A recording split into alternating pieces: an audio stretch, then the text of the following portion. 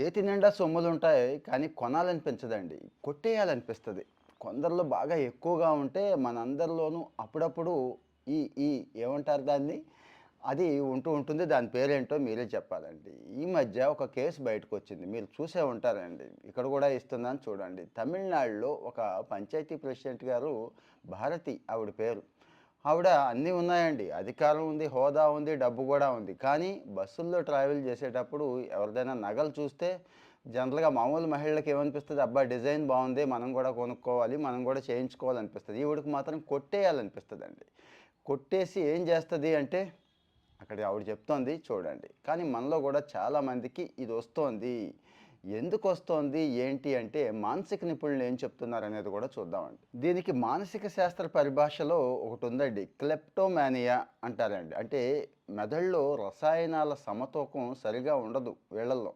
అలాగే దీన్ని impulse control disorder అని, అబ్సెసివ్ కంపల్సివ్ డిజార్డర్ అని అంటారండి. అంటే ఏం లేదు ఇక చెయ్యి దురదెక్కిపోతూ ఉంటుందన్నట్టు.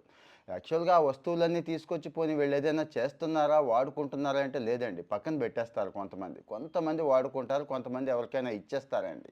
మళ్ళీ వెళ్ళినప్పుడు మళ్ళీ దురదెక్కిపోతూ ఉంటుంది. అది కాస్ట్‌లీదా? చిన్నదా? అనేది పక్కన పెడితే అది కొట్టేయాలనిపిస్తూ ఉంటుందండి. ఎందుకు అంటే అదొక రకమైన ఫీల్ అండి. ఏది కొట్టేసే ముందు కొంత టెన్షన్ ఉంటుంది గదండీ! ఆ టెన్షన్ గూడా ఎంజాయ్ జేస్తారు. కొట్టేశాక ఆ విన్నింగు ఇదుంటుంది చూడండి. అబ్బా! కొట్టేశానులే అని జెప్పి దాన్ని గూడా ఎంజాయ్ జేస్తారు. అంటే ఈ భయం, ఆందోళన ఎందుకొచ్చిన గొడవరా బాబు! అని చాలామంది అనుకుంటే, వీళ్ళు మాత్రం దాన్ని ఎంజాయ్ చేస్తారండి. కానీ అది ఒక రేంజ్‌లో ఉంటే పర్వాలేదు తప్పించి, ఇంకా తీవ్ర స్థాయిలోకి వెళ్ళిపోతే చూసారు గదా! ఆ ప్రెసిడెంట్ గారి పరువు పోయినట్టే మన పరువు గూడా పోతుందండి. ఒకప్పుడంటే ఓకే. పెద్దగా బుకాయించేయొచ్చు. ఇప్పుడు సీసీ కెమెరాల దగ్గర నుంచి చాలా వచ్చేసినియి.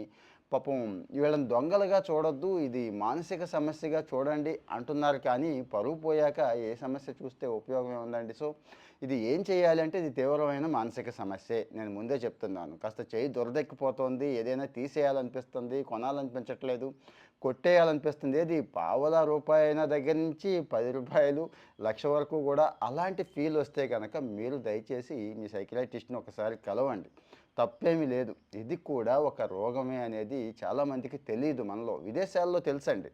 విదేశాల్లో ఈ రకంగా ఉన్నవాళ్ళు వెళతారు, కౌన్సెలింగ్ తీసుకుంటారు, థెరపీ తీసుకుంటారు, అవసరమైతే మందులు గూడా యేసుకుంటారు. ఈ మధ్య దరిద్రం మన పిల్లలెళ్ళి విదేశాల్లో ఎలాంటి పనులు చేసి దొరికిపోతున్నారు మీరు చూసారో లేదో. సో, దయచేసి అంటే ఈ సమాచారం, ఈ ఎగ్జాంపుల్ చాలామందికి ఉపయోగపడుతుంది అని చెప్పి షేర్ చేస్తున్నాను. కామెంట్‌లో మీ ఒపీనియన్ చెప్పండి. ఫాలో అవుతూ ఉండండి. ఇలాంటివి షేర్ చేసుకుందాం.